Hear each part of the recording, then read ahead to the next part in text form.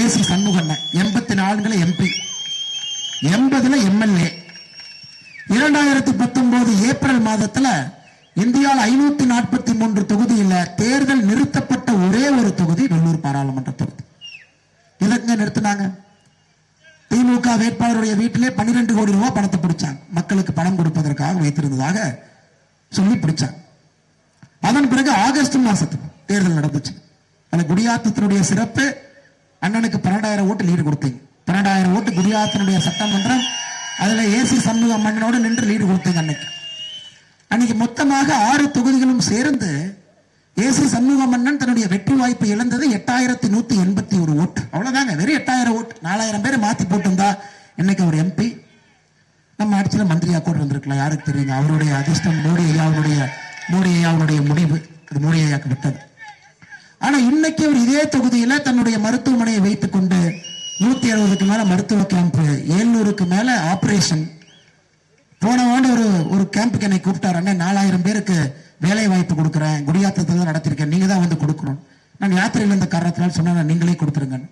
அதையெல்லாம் பார்த்து பார்த்து ஒரு பக்கம் செய்து கொண்டிருக்கின்றார். ஒரு வேட்பாளர் எப்படி இருக்க வேண்டும் என்பதற்கான தகுதி அண்ணன் ஏசி சண்முகம். ஒரு எம்பி எப்படி இருக்கக்கூடாது என்பதற்கான தகுதி அண்ணன் கதிரானந்த் அவர். இதையெல்லாம் இந்த முறை நீங்க மனசிலே வைத்துக் கொண்டு இன்னும் யோசித்து இன்னும் ஆழமாக சிந்தித்து 2024 பாரதிய ஜனதா கட்சியினுடைய ஆட்சியில நம்முடைய வெள்ளூர் பாராளுமன்ற தொகுதியிலிருந்து நீங்கள் வாய்ப்பு, பாரதிய ஜனதா கட்சி, தேசிய ஜனநாயக கூட்டணி, நல்ல ஒரு மனிதருக்கு இங்கிருந்து நீங்க அனுப்பினால் அனுப்புங்க. தமிழகம் சுணங்கிட்டு இருக்கு. இன்னைக்கு முதலமைச்சர் உதாரணம் எடுத்துக்கலாங்க ஐயா. ஸ்பெயின் போயிருக்காரு. ஸ்பெயின் எதுக்குங்க முதலமைச்சர் ஸ்பெயின் போயிருக்காருன்னா, அவர் ஸ்பெயின்ல போய் என்ன மொழி பேசுவாருங்க? ஸ்பானிஷ். ஸ்பெயின் போனவங்களுக்கு தெரியும், அங்க ஆங்கிலமே பேச மாட்டாங்க. ஸ்பெயின்ல அனைவரும் பேசுவது ஸ்பானிஷ். இன்டர்பிரட்டர் வேணும். இன்டர்பிரட்டருக்கு 1 மணி நேரத்திற்கு 250 யூரோ கொடுக்கணும். 1 ஹவருக்கு 250 யூரோங்க ஐயா. அப்படின்னா 25,000. அதாவது அவன் ஸ்பானிஷ்ல பேசுவான், இடையில இருக்கிறவன் முதலமைச்சருக்கு தமிழ்ல டிரான்ஸ்லேட் பண்ணி சொல்லணும். அதுக்கு 25,000 1 மணி நேரத்துக்கு. முதலமைச்சர் தமிழ்ல பேசுவாரு, அவன் ஸ்பானிஷ்ல டிரான்ஸ்லேட் பண்ணும், அதுக்கு 1 மணி நேரத்துக்கு 25,000. உதாரணத்துக்கு நான் சொல்றேன். கங்கணம் கட்டிக்கொண்டு வேறு மொழி பேசக்கூடிய ஊருக்கு போறாங்க. நாளை நம்முடைய இளைஞர்கள் உலகம் முழுவதும் செல்ல வேண்டிய நிலைமை வருங்க. போகணும். கடல் கடந்து போனால் மட்டும்தான் வளர்ச்சி இருக்கும். மகாத்மா காந்தி சொன்னார், ஜன்னலை திறந்து வை, எல்லாத்தையும் திறந்து வை, எல்லா இடத்திலிருந்தும் காற்று வரட்டும், ஆனால் உன்னுடைய கால் மட்டும் உன்னுடைய வீட்டிலே ஆழமாக பதிந்திருக்கட்டும். எதை கண்டும் அச்சப்படாதே. உலகத்திலிருந்து எந்த தொழில்நுட்பம் வேண்டுமானாலும் வரட்டும், கதவை ஜன்னலை எல்லாம் திறந்து, ஆனால் காலை உன்னுடைய வீட்டிலே அழுத்தமாகவே, அது உன்னுடைய கலாச்சாரம். அதற்காக மாற்று நாட்டினுடைய இன்னொரு விஷயத்தை நீ ஏற்பதற்காக தயங்காதே. மகாத்மா காந்தி சொன்னார். எப்ப சொன்னார்? யங் இந்தியா எழுதினார். யங் இந்தியா பத்திரிகையிலே பல ஆண்டுகளுக்கு முன்பு எழுதினார். அதை ஏன் தமிழகத்தினுடைய அரசியல் கட்சிகள் மறுக்குது? முதலமைச்சருடைய பேரை ஃபுட்பால் விளையாடணுமா? ஸ்பெயினுக்கு அனுப்பு. ஏவா வேணு திருவண்ணாமலையில இன்டர்நேஷனல் ஸ்கூல் நடத்துறாரா? அங்க இன்டர்நேஷனல் லாங்குவேஜ் சொல்லி கொடுக்கறாங்களா? நடத்து. உங்களுடைய எம்பி கிங்ஸ்டன் சிபிஎஸ்இ ஸ்கூல் நடத்துறாங்களா? நடத்து. அவர்களுக்கு ஒரு நியாயம், சாமானிய மக்களுக்கு ஒரு நியாயம் என்பதை நாங்கள் ஏற்க மறுக்கின்றோம். நீங்களும் ஏற்க மறுக்க வேண்டும். அதுக்கு அரசியல் மாற்றம் அவசியமாகிறது. கல்வியில் ஆரம்பிச்சுங்க ஐயா. உலகத்தரம் வாய்ந்த கல்வி, உலகத்தரம் வாய்ந்த வசதிகள். நம்ம ஊர்ல இருக்கிறவங்க அம்மா ஒரு தார் ரோட உருப்படியா போடுறாங்களா? கேட்டா வளர்ந்த மாநிலம்னு காதுல பூ சுத்தி தெரிகிறாங்க. உத்தரப்பிரதேசத்தை பார்த்து என்ன சொன்னாங்க ஐயா? உத்தரப்பிரதேசனா பான்பராக்காரங்க, உத்தரப்பிரதேசனா தமிழ்நாட்டில் டாய்லெட் கழுவுத்தான் லாய்க்கு சொன்னாங்களா? பீடா வாயினுங்க உத்தரப்பிரதேச பார்த்து. உத்தரப்பிரதேசத்தில் இருக்கிற யாராச்சும் ஒருத்தருங்க ஐயா தமிழ்நாட்டை பத்தி இதுவரைக்கும் தவறா பேசியிருப்பாங்களா? 70 ஆண்டு காலம் நீங்க பத்திரிகையிலயோ, டிவிலையோ, வாட்ஸ்அப் வீடியோலையோ, பேஸ்புக் வீடியோலையோ, ஆனா யூபியில் ஒருத்தன் தமிழ்நாட்டுக்காரங்க யாராச்சும் பத்தி உத்தரப்பிரதேசத்தில் இருக்கக்கூடிய ஒரு கட்சி தவறா பேசியிருக்குமா? ஐயா, தாழ்வு மனப்பான்மை இருப்பவர்கள் மட்டும்தான் இன்னொருவரை பற்றி தவறாக பேசுவார்கள். அவர்களுக்கு தாழ்வு மனப்பான்மை இருக்கணும். தமிழகத்தில் இருக்கக்கூடிய திராவிட கட்சிகளுக்கு தாழ்வு மனப்பான்மை. அதனால்தான் இன்னொரு மாநிலத்தை தவறாக பேசி பேசி என்னாச்சுங்க ஐயா? 50 ஆண்டுகளாக இந்தியாவுடைய பொருளாதாரத்திலே 2வது பெரிய மாநிலமாக இருந்த தமிழகம் இன்னைக்கு உத்தரப்பிரதேசம் முந்தி அடித்து 2வது இடத்திற்கும் தமிழகம் 3வது இடத்துக்கு போயிருக்கும். இன்னைக்கு தமிழகத்துல மிக மிக உருக்கமான ஒரு விஷயம் உங்க ஊர்ல நடந்திருக்குதுங்க ஐயா. குடியாத்தத்துல சின்னராஜா குப்பம் பகுதியில 16 வயது சிறுமி, அவங்க பேரு நான் சொல்ல விரும்புறீங்க ஐயா, அன்பு சகோதரி. அவங்க அப்பா கூலி தொழிலாளி. எவ்வளவு சொல்லியும் கூட அவருடைய தந்தை மதுவுக்கு அடிமையாகி மது குடிப்பதை நிறுத்தல அப்படிங்கறக்காக இந்த 16 வயது சகோதரி தற்கொலை செய்து கொண்டு ஒரு கடிதம் எழுதி வைக்கிறான் குடியாத்தத்துல. என்னுடைய தந்தை குடிப்பழக்கத்தை கைவிட வேண்டும், என்னுடைய குடும்பம் எப்பொழுது மகிழ்ச்சியாக இருக்கிறதோ அப்பொழுதுதான் என்னுடைய ஆத்மா சாந்தி அடையும் என்பதை எழுதிவிட்டு உங்க குடியாத்தத்துல இதே தொகுதியில் இருக்கக்கூடிய சின்னராஜா குப்பத்துல 16 வயது அந்த சிறுமி தற்கொலை பண்ணிக்கிட்டாங்க ஐயா. இது தமிழ்நாடு 70 ஆண்டுகள்ல எப்படி மாறி இருக்கின்றதற்கு ஒரு உதாரணம். ஒரு பக்கம் காமராஜர் ஐயாவுடைய பாலம் பெருமையாக நிற்குது, குடியாத்தத்துக்கு யார் வந்தாலும் அந்த பாலத்தை பார்த்தா தெரியும். இன்னொரு பக்கம் குடியாத்தத்தினுடைய சின்னராஜா குப்பம் தலை குனிந்து நின்று கொண்டிருக்கிறது. ஒரு 16 வயது சிறுமி, கனவு இருக்கக்கூடிய சிறுமி, இந்தியாவில் எந்த உயர் பதவிக்கு வேண்டுமானாலும் சென்றிருக்கலாம், ஆனால் தன்னுடைய குடும்பத்திலே மகிழ்ச்சி இல்லை என்பதற்காக தற்கொலை செய்து கொண்டார். அதை பார்க்கிறோம் ஐயா. நம்ம கண் முன்னாடி இருக்கக்கூடிய பிரச்சனைகள் எல்லாத்தையும் நம்ம பார்த்துக்கிட்டு இருக்கோம், எல்லா பிரச்சனையும் பார்க்கிறோம். எப்படி சரி பண்ண போறோங்க ஐயா? எப்படி சரி பண்ண போறோங்க ஐயா? குடிப்பழக்கத்திலிருந்து எப்படி தமிழகத்தை வெளியே கொண்டு வர போகின்றோம்? குடும்ப ஆட்சியிலிருந்து தமிழகத்தை எப்படி வெளியே கொண்டு வர போகின்றோம்? ஊழல் என்கின்ற வார்த்தையிலிருந்து எப்படி கொண்டு வர போறோம்? ஊழல் பண்ற கட்சிகிட்ட கேட்டா என்ன சொல்லுவாங்கன்னா, மக்கள் தாங்க தப்பு பண்றாங்க, எலெக்ஷனுக்கு போனா 30 கோடி ரூபாய் செலவாதுங்க, 40 கோடி ரூபாய் செலவாது, இவ்வளவு செலவாகும் பொழுது நாங்க ஊழல் பண்ணாம எப்படிங்க அரசியல் பண்றது? அரசியல்வாதியை தனியா கூப்பிட்டு கேட்டு ஏன் ஊழல் பண்றேன்னா பழியை நமக்கு மேல தூக்கி போடும். ஆனா எண்மண் எண் மக்கள் யாத்திரை உறக்க சொல்லுதுங்க ஐயா. ஐயா, எங்களுக்கு ஒரு வாய்ப்பு கொடுத்து நல்ல ஒரு கட்சியும் நல்ல தலைவர்களும் கண்ணில் காமிச்சிங்கன்னா நாங்கள் மாற்றி ஓட்டு போடுவதற்கு தயார் என்பதை முதல் தொகுதியிலிருந்து 177வது தொகுதியில் இருக்கக்கூடிய குடியாத்தம் வரைக்கும் நம்முடைய சகோதரிகள் தமிழகம் முழுவதுமே உறக்க பேசுறீங்க. இந்த குரலை நாங்கள் கேட்கவில்லை என்றால் தமிழக அரசியல் கட்சிகள் ஏதோ பாவம் செய்திருக்கின்றார். இந்த எழுச்சி, உங்களுடைய பேச்சை அரசியல் கட்சிகள் கேட்க வேண்டும் என்பது எண்மண் எண் மக்கள் யாத்திரை மூலமாக தெல்ல தெளிவாக நீங்கள் சொல்ல ஆரம்பித்திருக்கின்றீர்கள். இன்னைக்கு தமிழகத்திலிருந்து ஐயா கட்சிகள் என்னதான் சொன்னாலும் சாராயத்தை அவங்களால ஒழிக்க முடியாதுங்க ஐயா. சாராய நிறுவனங்களுக்கும் கட்சிகளுக்கும் ஒரு பின்னாடி ஒரு ஹேண்ட்ஷேக் இருக்க ஆரம்பிச்சிருச்சு. இன்னைக்கு டாஸ்மார்க் போங்க, 5500 கடைகள் இருக்கு. டாஸ்மார்க் ஒரு மாதத்திலே விற்கக்கூடிய எவ்வளவு விற்பனை பண்றாங்களோ 44% டாஸ்மாக் விற்பனை. TR பாலு, ஜெகத் ரட்சகன் 2 பேருத்தினுடைய சாராய ஆலையிலிருந்து கொள்முதல் மட்டுமே டாஸ்மார்க் 44%.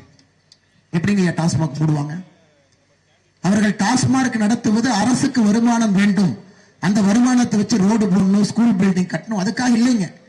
டாஸ்மார்க் நடத்துவதே திமுகவினுடைய நபர்கள் நடத்தக்கூடிய சாராய ஆலையினுடைய பொருளை கொள்முதல் செய்ய வேண்டும் என்பதற்காக டாஸ்மாக் நடக்குது. எப்படிங்க ஐயா? ஸ்கூலுக்கு போங்க, இன்னைக்கு நிறைய தெலுங்கு பேசக்கூடிய சகோதரிகள் இங்க இருக்கிறீங்க, பக்கத்திலேயே இருக்கும், ரொம்ப பக்கத்துல இருக்கும். நிறைய தெலுங்கு தாய்மொழி உங்களுக்கு தெலுங்கா இருக்கு. நிறைய பேர் இங்க 2 தலைமுறை 3 தலைமுறைக்கு வந்தவங்க. இன்னைக்கு நீங்கள் தமிழர்களாக மாறி இருந்தாலும் கூட ஒரு வீட்டுல பேசுறதும் தெலுங்கு பேசுறீங்க. இந்த மாநிலம் அதை ஆமோதிக்க வேண்டும், இந்த மாநிலம் அதை சரி என்று சொல்ல வேண்டும். நம்முடைய மாநிலம் மாற்று மொழிகளை ஏற்றுக்கொள்ள ஆரம்பிக்க வேண்டிய நேரம் இது. அந்த மீட்டிங்னா கன்னடம் பேசுறாங்க, கிருஷ்ணகிரி பக்கம் பாலக்காடு சைடு கோயம்புத்தூருக்குள்ள போயிட்டீங்கன்னா மலையாளம் பேசுறாங்க. ஐயா, இன்னைக்கு இந்தியா முழுவதுமே குழந்தைகள் 3 மொழிகள் கட்டாயமாக படிக்கிறாங்க. இந்தியா முழுவதும். பக்கத்துல கேரளாக்கு போங்க ஐயா, மலையாளம் படிக்கிறாங்க, ஆங்கிலம் படிக்கிறாங்க, ஹிந்தி படிக்கிறாங்க. மலையாளம் அழிந்து விட்டதா? கர்நாடகா போங்க, கன்னடம் படிக்கிறாங்க கட்டாயமாக, ஆங்கிலம் கட்டாயமா படிக்கிறாங்க, ஹிந்தி கட்டாயமா படிக்கிறாங்க. கன்னடம் அழிஞ்சிருச்சுங்களா? ஐயா, நாங்கள் இன்னும் ஒரு படி மேல போறோம். இன்னைக்கு 3 மொழி என்று சொல்வதற்கே இவர்கள் எதிர்த்துக் கொண்டிருக்கின்றார்கள் திராவிட கட்சிகள். பாரதிய ஜனதா கட்சி ஆட்சிக்கு வந்தால் குறைந்தபட்சம் 5 மொழிகள் நாங்க கொடுப்போம் ஐயா. 5 மொழிகள் வேண்டும், 5 மொழி வேண்டும். ஒரு பக்கம் மோடி அவர்கள் சொல்லிக் கொண்டிருக்கின்றார், உலகத்தினுடைய வணிக தலைநகரமாக இந்தியா மாறப்போகுது. அப்ப எல்லா நிறுவனங்களும் இந்தியாவை நோக்கி வருது. ஒரு நிறுவனம் என்பது ஒரு ஊர்ல மட்டும் இருக்க போறது இல்லைங்க. தமிழகத்தில் இருக்கும், ஒரிசால இருக்கும், அதே நிறுவனம் டெல்லியில் இருக்கும், அதே நிறுவனம் ராஜஸ்தான்ல இருக்கும். முண்டாசு கவிஞன் சுப்பிரமணிய பாரதி என்ன சொன்னாரு? நான் அறிந்த மொழிகளிலே தமிழ் மொழி போல் இனிதாவது எங்கும் இல்லைனா. எப்ப சொன்னாங்க? ஒரே ஒரு மொழியை படித்துவிட்டு சொல்லவில்லை, 14 மொழிகளை படித்துவிட்டு. 14 மொழி. அதுல பிரெஞ்சு படிச்சுட்டு, அதுல லத்தீன் படிச்சுட்டு, இந்தியாவில் இருக்கக்கூடிய எல்லா மொழிகளையும் படித்துவிட்டு முண்டாசு கவிஞன் சொன்னான், யாமறிந்த மொழிகளிலே தமிழ் மொழி போல் இனிதாவது எங்கும் இல்லை. இன்னைக்கு நம்முடைய குழந்தைகள் எங்களை பொறுத்தவரை புதிய இந்தியாவில மிகப்பெரிய ஆளுமைகளாக வர வேண்டும் என்றால் அவங்க காலேஜ் முடிக்கிறக்குள்ள குறைந்தபட்சம் 3-5 மொழிகள் தெரிந்திருந்தால் நலம் என்பதை நாங்கள் நினைக்கின்றோம். தாய்மொழி கட்டாயம், ஆங்கில மொழி கட்டாயம், இந்தியாவுடைய பிராந்திய மொழியிலே ஒரு மொழி கட்டாயம். பிடிச்சது எடுத்து படிப்போம்.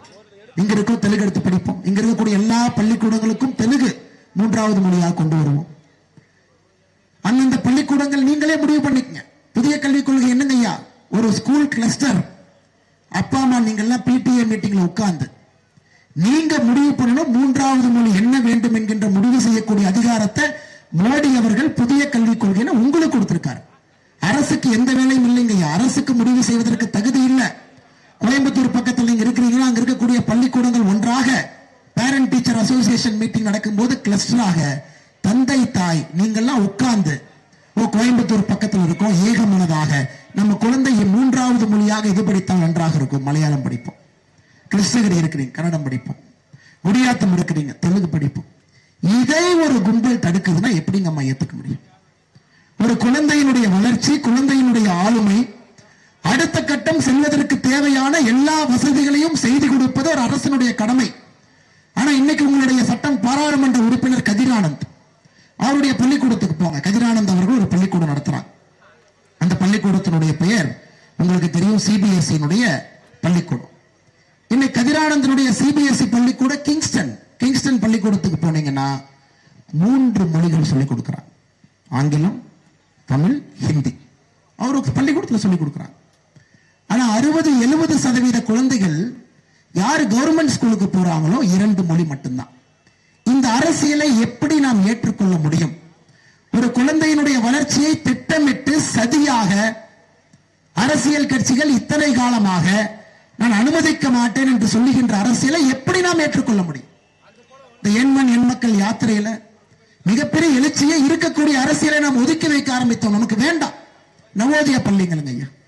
இந்தியா முழுவதும் நவோதயா பள்ளி. நம் மாநில தலைவராக அறிக்கை மூலமாக முதலமைச்சருக்கு வேண்டுகோள் கொடுத்த ஐயா, தமிழகத்துல நவோதயா என்கின்ற பேர் வேண்டாமா, பேரை மாத்திக்கலாம், காமராஜர் ஐயா பேரை வைக்கலாம். காமராஜர் பள்ளிகள்னு மத்திய அரசுடைய நவோதயா பள்ளி தமிழகத்திற்குள்ள காமராஜர் பள்ளிகள் வைப்போம். ஆன் ரெக்கார்டு பாரதிய ஜனதா கட்சி நாம் சொல்லி இருக்கின்றோம். ஆன் ரெக்கார்டு நவோதயா பள்ளியில இலவசமாக ₹1 பணம் வாங்காம ஒரு ஏழை தாயினுடைய குழந்தைக்கு உலகத்தரம் வாய்ந்த கல்வியை இலவசமாக மத்திய அரசு தமிழ்நாட்டை தவிர எல்லா மாநிலத்திலையும் கொடுக்கும் பொழுது அதை தடுப்பதற்கு நமக்கு என்ன உரிமை இருக்கு என்று கேட்டேன். ஒரு அரசியல் கட்சி என்கின்ற அங்கீகாரம் வைத்துக் கொண்டு இலவசமாக மத்திய அரசு கொடுக்கக்கூடிய நவோதயா பள்ளியில குழந்தைகள் படிச்சு நீட் பாஸ் பண்றாங்க, ஐஐடி போறாங்க, ஐஐஎம் போறாங்க, ஐஏஎஸ் ஆகுறாங்க. ஆனா இங்க அதே கல்வி ஒரு குழந்தைக்கு வேண்டும் என்றால் தனியார் பள்ளியில ₹1,00,000 பணம் கொடுக்க வேண்டிய கட்டாயம் இருக்கு. அறிக்கையாக முதலமைச்சருக்கு வேண்டுகோள் விடுத்தேன், ஐயா நாங்கள் நவோதயா பள்ளியை கொண்டு வருகின்றோம். ஆரம்பத்திலே ஒரு மாவட்டத்திற்கு ஒரு பள்ளி கொண்டு வரும். பேரை நீங்க முடிவு பண்ணுங்க, பட் எங்களை பொறுத்த வரைக்கும் காமராஜர் கல்வி நிலையம்னு வைப்போம். ஆனா தயவு செய்து நீங்க அனுமதி கொடுங்க. இல்லை வேண்டாம், மத்திய அரசு சார்ந்த எல்லா கல்வியும் உள்ள வரக்கூடாது. எப்படிங்க அதை ஏத்துக்குவோம்? எப்படி ஏத்துக்குவோம்? கேந்திரிய வித்யாலயம் நமக்கு 4 எம்எல்ஏக்கள் இருக்கின்றார். எங்களுடைய ஆசை பாரதிய ஜனதா கட்சியினுடைய எம்எல்ஏ எங்கெல்லாம் இருக்கிறாங்களோ அங்க எல்லாம் ஒரு புதிய கேந்திரிய வித்யாலயாவை திறக்க வேண்டும் என்பது எங்களுடைய வேண்டுகோள், எங்களுடைய சபதம். 4 தொகுதிகளிலும் கேந்திரிய வித்யாலயக்கான நிலத்தை பார்த்து மத்திய மந்திரியை சந்தித்து அதற்கான ஒப்புதலை வாங்கி 4 தொகுதிகளுக்கு புதிதாக ஒரு கேந்திரிய வித்யாலயா பள்ளியை கொண்டு வரணும்னா மாநில அரசு ஒப்புதல் கொடுக்க மாட்டாங்க. எப்படிங்க அந்த அரசியல் ஏற்றுக்க முடியும்? நாங்கள் போராடி கொண்டிருப்பது உலகத்தரம் வாய்ந்த கல்வி பட்டி தொட்டி எல்லாம். கல்வி என்பது ஏழை பணக்காரன் நடுத்தரம் என்று பார்க்க கூடாதுங்க ஐயா. ஒரு ஏழை குழந்தைக்கு எந்த அளவுக்கு ஒரு சமுதாயம் கல்வியிலே முன்னிலை கொடுக்குதோ அந்த அளவுக்கு ஒரு ஏழை தாய் அடுத்த தலைமுறையில ஏழையாக இருக்க மாட்டார். இதான் உலக வளர்ச்சியினுடைய அடிப்படை குறியீடு. ஆனா தமிழகத்துல நவோதயா பள்ளி அனுமதி இல்லை, புதிய கேந்திரியா வித்யாலயக்கு அனுமதி இல்லை. எப்படிங்க அந்த அரசியலை ஏற்றுக்கொள்ள முடியும்? இதனால்தான் நான் திரும்ப திரும்ப எல்லா இடத்துலையும் சொல்றேங்க ஐயா, புதிய அரசியல் பாதை நமக்கு அவசியமாகிறது, நமக்கு தேவைப்படுகிறது. எப்படி இந்தியா வளர்ச்சியிலே வேகம் எடுத்துக் கொண்டிருக்கிறதோ தமிழகம் சுணங்கிட்டு இருக்கு. இன்னைக்கு முதலமைச்சர் உதாரணம் எடுத்துக்கலாங்க ஐயா, ஸ்பெயின் போயிருக்கார். ஸ்பெயின் எதுக்குங்க முதலமைச்சர் ஸ்பெயின் போயிருக்காருன்னா, அவர் ஸ்பெயின்ல போய் என்ன மொழி பேசுவாருங்க? ஸ்பானிஷ். ஸ்பெயின் போனவங்களுக்கு தெரியும், அங்க ஆங்கிலமே பேச மாட்டாங்க. ஸ்பெயின்ல அனைவரும் பேசுவது ஸ்பானிஷ். இன்டர்பிரட்டர் வேணும். இன்டர்பிரட்டருக்கு 1 மணி நேரத்திற்கு 250 யூரோ கொடுக்கணும். 1 ஹவருக்கு 250 யூரோங்க ஐயா. அப்படின்னா 25,000. அதாவது அவன் ஸ்பானிஷ்ல பேசுவான், இடையில இருக்கிறவன் முதலமைச்சருக்கு தமிழ்ல டிரான்ஸ்லேட் பண்ணி சொல்லணும். அதுக்கு 25,000 1 மணி நேரத்துக்கு. முதலமைச்சர் தமிழ்ல பேசுவாரு, அவன் ஸ்பானிஷ்ல டிரான்ஸ்லேட் பண்ணும், அதுக்கு 1 மணி நேரத்துக்கு 25,000. உதாரணத்துக்கு நான் சொல்றேன். கங்கணம் கட்டிக்கொண்டு வேறு மொழி பேசக்கூடிய ஊருக்கு போறாங்க. நாளை நம்முடைய இளைஞர்கள் உலகம் முழுவதும் செல்ல வேண்டிய நிலைமை வருங்க. போகணும்.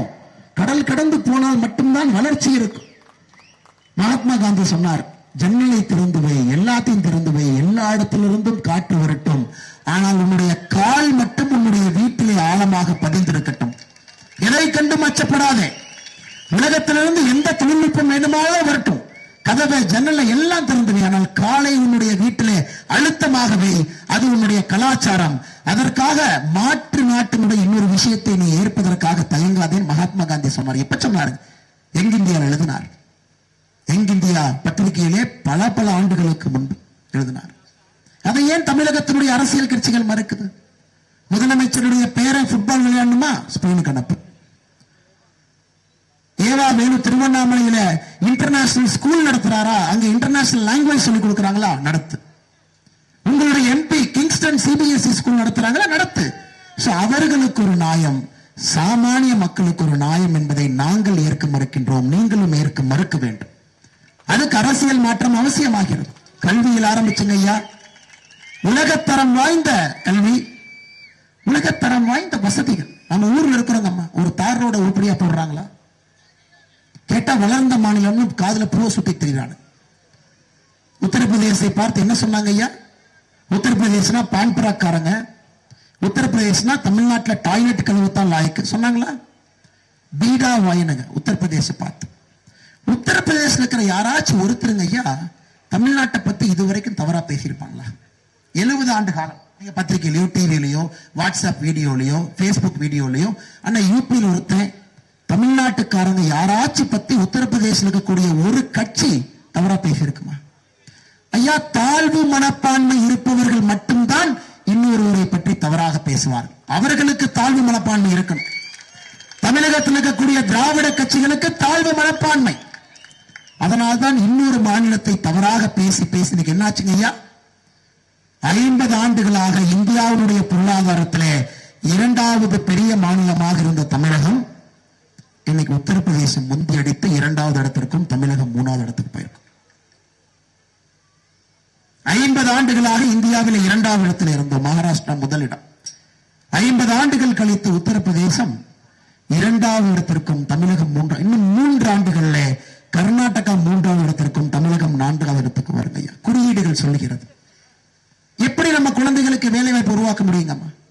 இன்டர்நேஷனல் இன்வெஸ்டர் சமிட், உலக முதலீட்டாளர்கள் மாநாடு சென்னையில் 6,60,000 கோடி ரூபாய் நமக்கு உள்ள வந்துச்சுங்கம்மா. தமிழ்நாடு முழுவதுமே நாங்க பணத்தை போடுறோம், தொழிற்சாலை ஆரம்பிக்கிறோம். 6,60,000 கோடி. திமுகவுடைய தலைவர்கள் சொன்னார்கள், இதை பாருங்க, தமிழ்நாட்டினுடைய திராவிட மாடல் ஆட்சிக்கு கிடைத்த சான்று 6,60,000 கோடி ரூபாய் வந்திருக்கிறது. நாம் ஒரு வளர்ந்த மாநிலம். நான் தேவையில்லாம இந்த வம்புக்கெல்லாம் போறது இல்லைங்க. ஏதோ பேசிட்டு போறாங்க, சின்ன பசங்க பேசிட்டு போட்டேன்.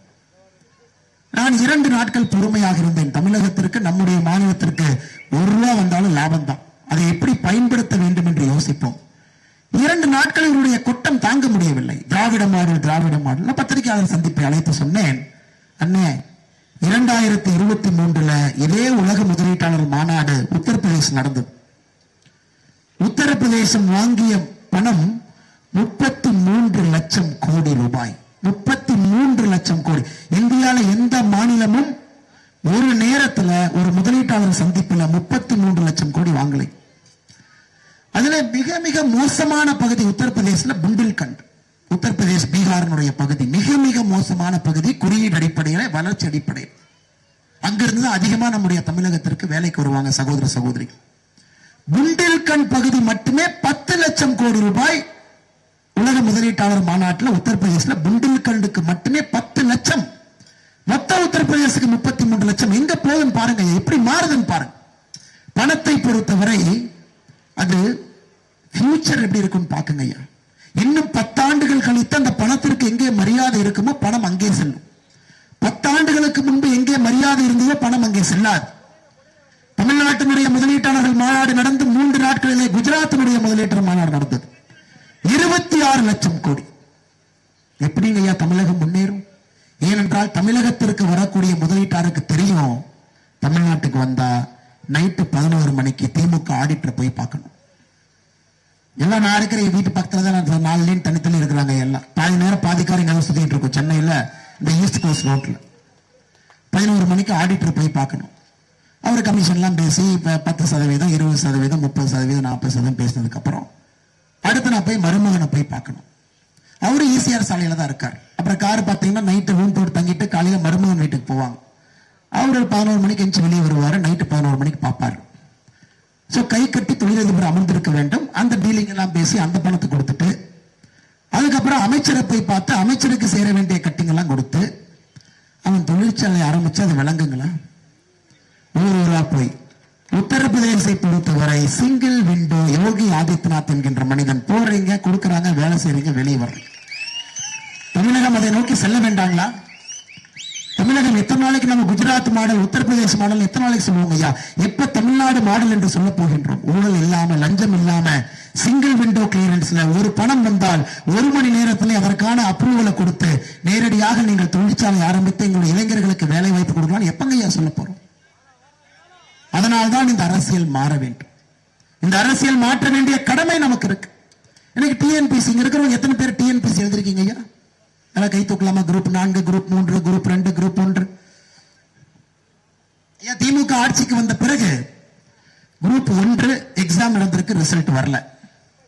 குரூப் 2 இருக்கு. குரூப் 2, குரூப் 2A நேர்முக தேர்வு இல்லாம வேலை, நேர்முக தேர்வோடு வேலை. குரூப் 2க்கு ரிசல்ட் வந்திருக்கு, 116 பேருக்கு வேலை. குரூப் 2A ரிசல்ட் வரல. குரூப் 4 26 லட்சம் பேர் எழுதி 10,000 பேருக்கு வேலை வந்திருக்கு. திமுக வந்த பிறகு 31 மாசத்துல தமிழகத்திலே குரூப் 1, 2, 3 பரீட்சை எழுதி ரிசல்ட் வரல. 4 பரீட்சை எழுதி ரிசல்ட் வந்திருக்கு. 2 பாதி ரிசல்ட் வரல. 1 ரிசல்ட் வரலைங்க. கம்பைன்ட் இன்ஜினியரிங் சர்வீஸ் 2023 ரிசல்ட் வரல. கம்பைன்ட் இன்ஜினியரிங் சர்வீஸ் 2022 ரிசல்ட் வரல. டூரிஸ்ட் ஆபீசர்ஸ் எக்ஸாமினேஷன் 2023 ரிசல்ட் வரலைங்கய்யா. அதாவது திமுக வந்த பிறகு நடத்தப்பட்ட தேர்வுகள்ல 80% ரிசல்ட் வரல. 31 லட்சம் பேர் நீங்க தேர்வு எழுதிருக்கீங்க. 31 லட்சம் பேர் திமுக ஆட்சிக்கு வந்த பிறகு வேலை கிடைத்தது 10,000 பேர். திமுகவுடைய பாதி ஆட்சி காலத்துல 10,000 பேர்த்துக்கு வேலை கிடைத்து அரசு வேலை. எப்படி இந்த மாநிலம் முன்னேறுங்க ஐயா? திமுகவுடைய தேர்தல் அறிக்கையிலே சொல்லியிருந்தார்கள், நாங்கள் ஆட்சிக்கு வந்தா 5 ஆண்டுகள்ல 3,50,000 பேர்த்துக்கு அரசு வேலை. அப்ப பாதி வருஷத்துல பாதி 31 மாசம் என்பது ஒரு ஆட்சியினுடைய பாதி காலம். 1,75,000 பேர்த்துக்கு இன்னார் அரசு வேலை கொடுத்திருக்க வேண்டும். 10,000. ஏன் இன்னைக்கு இவ்வளவு வழிப்பறி நடக்குதுங்க ஐயா? ஏன் எங்கே பார்த்தாலும் கொலைகள்? ஏன் எங்கே பார்த்தாலும் செயின் பறிப்பு? ஏன் எங்கே பார்த்தாலும் பெண்களுக்கு எதிரான குற்றம் ஏன் நடக்குதுங்க? காவல்துறைக்கு ரெக்ரூட்மெண்ட் இல்ல. காவல்துறை 100 இடத்துல இருக்கிற வேண்டிய இடத்துல 60 பேர் இருக்கிறாங்க. காவல்துறைக்கு 31 மாதத்துல ஒரு டிஎஸ்பி நம்ம ரெக்ரூட் பண்ணலீங்க. ஒரு டெப்டி சூப்பரண்ட் ஆஃப் போலீஸ் காவல்துறைக்கு தமிழக அரசு 31 மாதத்துல டைரக்ட் ரெக்ரூட்மெண்ட் ஒரு டிஎஸ்பி கிடைக்கல. வருவது ஐபிஎஸ் ஆபீசர்ஸ் மத்திய அரசு அனுப்பிட்டு இருக்கிறாங்க. வருஷத்துக்கு ஒரு 6 பேரோ 8 பேரோ அனுப்புறாங்க. எப்படி காவல்துறை தன்னுடைய பணியை செய்யும்? ரிட்டையர் ஆனா அதுக்கு ஒரு கான்ஸ்டபிள் உள்ள வரணும், ப்ரமோட் ஆகணும். இன்ஸ்பெக்டர் டிஎஸ்பி ஆயிட்டா சப் இன்ஸ்பெக்டர் இன்ஸ்பெக்டர் ஆகணும். சப் இன்ஸ்பெக்டர் இன்ஸ்பெக்டர் ஆயிடுவாரு. சப் இன்ஸ்பெக்டர் புதுசா ஒருத்தர் வரணும், புது டிஎஸ்பி வரணும். அப்பதான் நம்முடைய சரகத்துக்கெல்லாம் ஆள் இருப்பான். இன்னைக்கு தமிழகத்தினுடைய காவல்துறையுடைய கையை கட்டி போட்டு விட்டு வேலை செய்யணும், எப்படிங்க வேலை செய்வான்? சென்னைக்கு வாங்க, ஒரு பக்கம் போட்டி தேர்விலே பாஸ் ஆன ஆசிரியர் பெருமக்கள் உண்ணாவிரத போராட்டம் நடத்துறாங்க.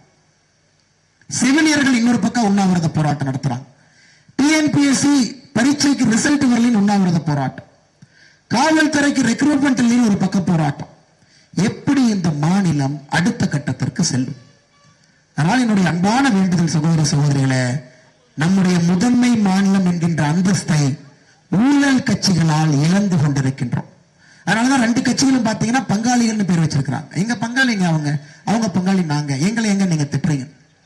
அதனாலதான் நான் சமீபத்தில் சொன்னேன், இப்ப ஒரு கட்சி சொல்லுது, ஆண்டு கட்சி சொல்லுது அவங்கள விட நாங்க சூப்பர், ஆளுகின்ற கட்சி சொல்லுது இல்ல அவங்கள விட நாங்க தான் சூப்பர். நான் என்ன சொன்னா, இது எப்படி இருக்குன்னா, ரெண்டு குழந்தைங்க சண்டை போட்டுக்கிறாங்க. ஒரு குழந்தை சொல்லுது, அம்மா நான் 100க்கு 5 மார்க்குன்னு. இன்னொரு பாப்பா சொல்லுது, அம்மா நான் 100க்கு 6 மார்க்குன்னு. அம்மா நம்ம 100க்கு 100 மார்க்கை பத்தி பேசிட்டு இருக்கோம். இவங்க 2 பேரும் 5 மார்க்கு 4 மார்க்குன்னு 70 ஆண்டு காலமாக அடித்துக் கொண்டு தமிழகத்தை ஒரு ஊழல் மாநிலமாக மாற்றி, இன்னைக்கு இந்தியா முழுவதும் வளர்ச்சி இருந்தாலும் கூட தமிழகத்திலே அந்த வளர்ச்சி இல்லை. அது மத்திய அரசுடைய எல்லா திட்டங்களையும் முடக்கி போட வேண்டும், எந்த திட்டத்தையும் தமிழ்நாட்டுக்குள்ள விட்டக்கூடாதுன்னு கங்கணம் கட்டி கொண்டு நின்று கொண்டிருக்கின்றார்கள். இதை எப்படி அனுமதிப்போம்? அதனால்தான் பாரதிய ஜனதா கட்சியினுடைய கொள்கை முடிவு, அம்மா எல்லா இடத்துலயும் நம்ம சொல்லிக்கிட்டே வர்றோம். ஸ்ரீரங்கத்தில் 100வது தொகுதியில சொன்னோம், நாங்கள் யாருக்கும் எதிரி இல்லை, ஆனா கோயிலுக்கு வெளியே கடவுளை நம்புவோன் முட்டாள் என்கின்ற வாசகத்திற்கு நாங்கள் எதிரி. அது கோயிலுக்கு வெளியே இருக்கக்கூடாது. அந்த வாசகத்தை பொது இடத்துல வைக்கலாம், நாங்க வைக்க அதை எடுக்கிறோம் என்று சொல்லவில்லை, பொது இடத்திலே வைக்கின்றோம். உங்க தலைவர் பிடிச்சிருக்கா போய் மாலை போட்டுங்க. ஆனால் கோவிலை ஒட்டி கடவுளை நம்பி உள்ளே செல்லக்கூடியவர்கள் அதை பார்த்து செல்லக்கூடாது என்பதில் உறுதியாக இருக்கின்றோம். ஸ்ரீரங்கத்தில் சொன்னாங்க ஐயா, இந்த யாத்திரையில ஒரு இடத்துலயும் நம்ம கட்சியை பத்தி சொல்லிக்கிட்டே வர்றோம்.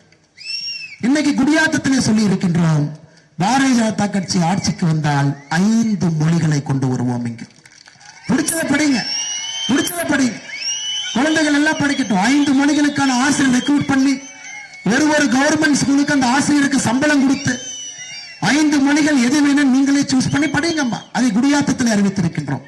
நீ என்ன மும்மொழி கல்வி இருக்கிறது, நாங்கள் 5 மொழியை கொண்டு வருகின்றோம். எப்படி எதிர்க்கணும் பார்க்கலாம். பிடிச்சு 2 மொழி கட்டாயம், தமிழும் ஆங்கிலமும் கட்டாயம், 3, 4, 5 பிடிச்சதை படிங்க. அதுக்கு ஒரு வெப்சைட் கொடுத்துறோம், ஒரு குழந்தையை செலக்ட் பண்ணட்டும், டிராப் டவுன் பாக்ஸ் இருக்கும், என்ன வேணும்னு செலக்ட் பண்ணுங்க. அந்த குழந்தையை அந்த கிளாஸ்ல தனியா கூட்டிட்டு போய் சொல்லிக் கொடுக்க வேண்டிய பொறுப்பு அரசனுடைய கடமை. 80வது தொகுதியிலே சொன்னோம், டாஸ்மாக் கடைகளை 3 ஆண்டுகளிலே மூடுவோம். ஐயா முதல் நாள்ல மூடுவாங்க தெரியுங்க, அதெல்லாம் போய் முதல் நாள்ல மூடுனீங்கன்னா குடிக்கு அடிமையானவங்களை எங்கேங்க ஐயா போவாங்க? அவங்க ரோட்டுக்கு வந்து பிரச்சனை பண்ணுவாங்க. அதனால் டாஸ்மாக் நீங்கள் மூட வேண்டும் என்றால் மறுவாழ்வு மையத்தை ஆரம்பித்து தான் மூட முடியுங்க ஐயா. அதுக்கு ஒரு பெரிய ப்ராசஸ் இருக்கு. மறுவாழ்வு மையத்தை ஆரம்பிக்கணும். முதல்ல 3லே 1 பங்கு கடையை மூடணும், 2 பங்கு கடை இருக்கணும். 2வது வருஷம் 3லே 2 பங்கு கடையை மூடணும். 3வது வருஷத்திலே 3லே 3 பங்கு கடையை மூடணும். மறுவாழ்வு மையத்தில் கொஞ்சம் கொஞ்சமா அடிக்ஷன் சென்டருக்கு போய்கிட்டே இருக்கணும். அதே நேரத்தில் கள்ளுக்கடைகளை திறப்போம். ஏன்னா இது ஒரு ஜனநாயக நாடு, ஜனநாயக நாடு. விவசாய பெருமக்களுக்கு எங்களை பொறுத்தவரை ஒரு பனைமரம் இருக்கிறாங்க ஐயா, 167 பொருள் ஒரு பனைமரத்திலிருந்து எடுக்கலாம். ஒரு பனைமரத்திலே 167 பொருள். ஒரு குழந்தை வளர்ந்து உங்களை நல்லா பார்த்துக்கிறாங்களோ இல்லையோ, ஒரு குடும்பத்திலே 10 பனைமரம் இருந்தால் அது உங்களை பார்த்துக் கொள்ளும் என்கின்ற திட்டம் எங்கிட்டு இருக்கு. கள்ளுக்கடைகள் வேணுங்கிறவங்க போங்க, குடிங்க, அரசுக்கு வருமானம் வரட்டும். எரிசாராயத்தை குடிப்பதை விட இயற்கையிலிருந்து வரக்கூடிய கல்லை குடிங்கன்னு சொல்றேன். சமீபத்திலே கல் இறக்குவோர் சங்கம் என்கிட்ட வந்தாங்க. நான் சொன்னேன், அண்ணே இந்த கல் இறக்குவோர்லாம் பேசாதீங்க, நீங்க கல்லை இறக்குங்க, நான் வந்து குடிக்கிறேன். தமிழகத்திற்கு தெளிவாக சொல்லுவோம், மரத்திலிருந்து தான் வருது. நாங்கள் ஆட்சிக்கு வந்தால் அதை கொண்டு வர போகின்றோம். 3 ஆண்டுகளில் டாஸ்மார்க்கை மூட போகின்றோம். முதல் ஆண்டிலே 3 1 பங்கு. அது அந்த கல் இறக்குவோர் சங்கத்தினுடைய தலைவர் நல்லசாமி ஐயா அவர் நேற்று அறிக்கை கொடுத்திருக்கார். அவர் கல் இறக்குவாரு, மாநில தலைவர் பருகுவார். உடனே பத்திரிகை நண்பர், அண்ணன் கல்லு குடிப்பீங்களா? நான் சொன்னேன், அண்ணன் நான் கல்லு குடிக்க மாட்டேன், ஆனா அன்னைக்கு நான் கல்லை கொடுத்தாக வேண்டிய கட்டாயம் இருக்கு. ஏன்னா மக்களுக்கு பாரதிய ஜனதா கட்சி சொன்னதை செய்யும் என்கின்ற நம்பிக்கை கொடுக்க வேண்டிய கட்டாயம் எனக்கு இருக்கு. அதனால அந்த முதல் கல்லை நான் குடிச்சுதான் ஆகணும். எனக்கு அது பிடிச்சிருக்கா பிடிக்கலையா அப்படிங்கிறது இரண்டாவது. ஆனால் முதல் கல்லை நான் குடித்தாக வேண்டிய கட்டாயம் இருக்கு. ஏன்னா மக்களுக்கு தெரியணும், விவசாய பெருமக்களுக்கு தெரியணும், ஓ இவங்க சொன்னாங்கன்னா செய்வாங்க, மைக் இருக்கிறதுக்காக பேசல, இவர்கள் திட்டமிட்டு ஆழ்ந்த ஒரு அறிவோடு நுணுக்கத்தோடு பாரதிய ஜனதா கட்சி ஒரு விஷயத்தை செய்வதற்கு முன்பு யோசித்து செய்யறாங்க. அதனாலதான் இந்த யாத்திரையை பயன்படுத்தி 234வது தொகுதி மோடி அவர்கள் மேடையில் இருக்கும் பொழுது எங்களுடைய 2026 மேனிபெஸ்டோ உங்களுக்கு இருக்கும். 2024 ஒரு பக்கம், 2026 மேனிபெஸ்டோ மோடி அவர்கள் மேடையில் இருக்கும் பொழுது பல்லடத்தில் வெளியிடப் போகின்றோம். இதுதான் எங்களுடைய கொள்கை. பாரதிய ஜனதா கட்சி வந்தா கல்வி எப்படி இருக்கும், அடிப்படை சுகாதாரம் எப்படி இருக்கும், ஒரு நகரத்தினுடைய வளர்ச்சி எப்படி இருக்கும், தொழில் வேலை வாய்ப்பு எப்படி இருக்கும்.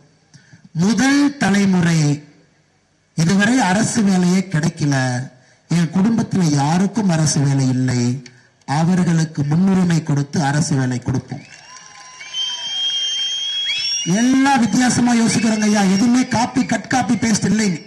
அனைத்தையும் நம்முடைய குழு அமர்ந்து ஆராய்ந்து யோசித்து தமிழகம் எங்கே செல்ல வேண்டும் என்று யோசிக்கும். எங்க குடும்பத்தில், எங்க சரித்திரத்தில், எங்க பரம்பரையில் அரசு வேலை இல்லை, அவர்களுக்கு அந்த பரம்பரையில அந்த குடும்பத்துல அரசு வேலையை நாங்கள் ஒரே குடும்பத்துல அப்பா அரசு வேலை, பையன் அரசு சேவைங்க. எல்லோருக்கும் ட்ரைனிங் கொடுத்தா எல்லா அறிவாளிக தான், பெரிய புத்திசாலி எல்லாரும் அறிவாளிக தான். கொஞ்சம் ட்ரைனிங் கொடுத்தா எந்த குழந்தையும் பிக்கப் பண்ணி அரசு வேலையை செய்ய முடியும். அதற்கான கொள்கை திட்டத்தையும் நாங்கள் வெளியிடுறோம். அது 234வது தொகுதியில் நீங்க பாப்பீங்க. எங்களை பொறுத்தவரை இந்த யாத்திரை முழுவதுமாக முதல் தொகுதியிலிருந்து கடைசி தொகுதி வரை பயன்படுத்தி பாரதிய ஜனதா கட்சி ஆட்சிக்கு வந்தா எப்படி இருக்கும் அப்படின்னு நம்ம சொல்றோம். ஐயா, நாங்கள் இலவசத்திற்கு எதிரிதான், அதில் எந்த மாற்று கருத்தும் இல்லை. ஆனால் அடிப்படையிலே ஒரு குடும்பத்திற்கு ஒரு வசதி தேவை என்றால் அது கண்டிப்பா வந்து சேரும். நாங்கள் அதை இலவசம் என்று சொல்லு எலெக்ஷன் அப்ப அனௌன்ஸ் பண்றது இலவசம் ஐயா. எங்களை பொறுத்தவரை ஒரு குடும்பத்துல வறுமை கோட்டுக்கு கீழே நீங்க இருக்கிறீங்க, உங்களுடைய ரேஷன் கார்டு இந்த அட்டையில் இருக்கு, அடுத்த 10 ஆண்டுகள் உங்களுக்கு சப்போர்ட் பண்ணணும், பண சப்போர்ட் பண்ணணும், இன்கம் சப்போர்ட் பண்ணணும், உங்களுக்கு மாதம் மாதம் ஒரு குறைந்தபட்ச ஊக்கத்தொகையை அளிக்க வேண்டும் என்றால் அது பாரதிய ஜனதா கட்சி செய்யும். அதை நீங்க பார்ப்பீங்க. அந்த இலவசம் என்கின்ற வார்த்தையை பயன்படுத்த அவங்க மேல வந்து ஆகணும், அவர்கள் மேல வரணும். கஷ்டத்தில் இருக்க முடியாதுங்க. ஒரு ஏழை தாயினுடைய குடும்பம் இன்னைக்கு பாத்தீங்கன்னா 7 தலைமுறை ஆகிறது. ஒரு ஏழை வந்து நடுத்தர குடும்பத்திற்கு வருவதற்கு 7 தலைமுறை ஆகிறது. அதை மோடி அவர்கள் 2 தலைமுறையாக மாற்ற முயற்சிக்கின்றார். பாரதிய ஜனதா கட்சி தமிழகத்திலே 1 தலைமுறையாக மாற்றுவதற்கு முயற்சி செய்வோம். ஆனால் எங்களோட நீங்கள் இருங்க ஐயா. நாம ஏதோ அந்த கதிரானந்த திட்டிருக்கு அதுக்கெல்லாம் நான் வரலீங்க ஐயா, அதுக்கெல்லாம் வரலீங்க.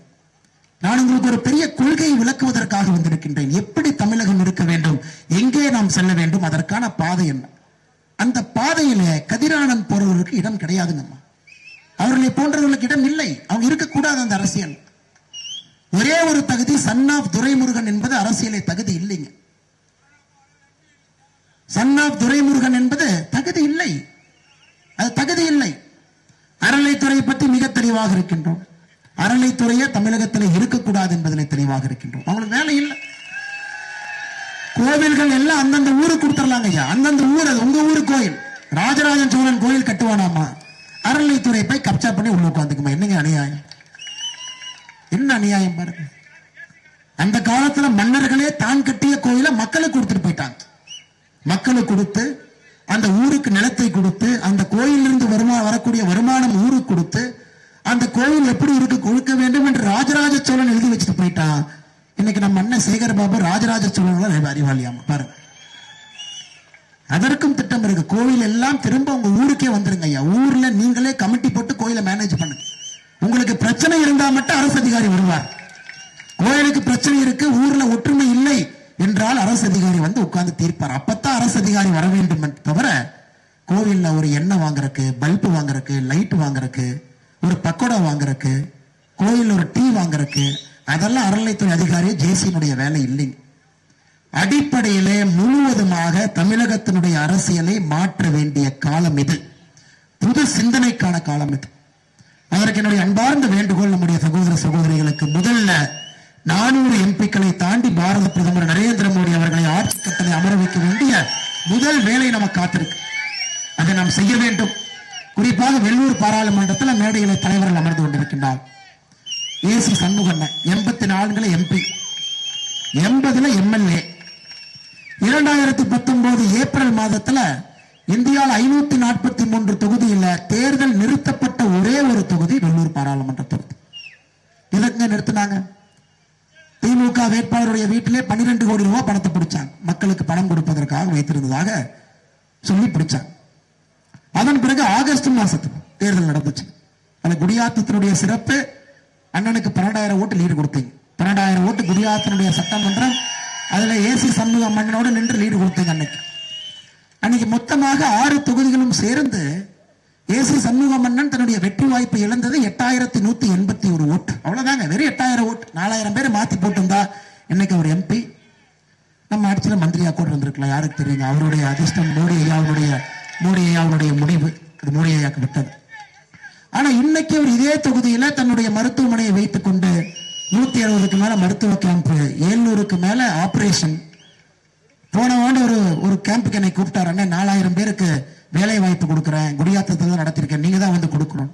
நான் யாத்திரையில் இருந்த காரணத்தினால் சொன்ன நீங்களே கொடுத்துருங்க. அதையெல்லாம் பார்த்து பார்த்து ஒரு பக்கம் செய்து கொண்டிருக்கின்றார். ஒரு வேட்பாளர் எப்படி இருக்க வேண்டும் என்பதற்கான தகுதி அண்ணன் ஏசி சண்முகம். ஒரு எம்பி எப்படி இருக்கக்கூடாது என்பதற்கான தகுதி அண்ணன் கதிரானந்த் அவர்.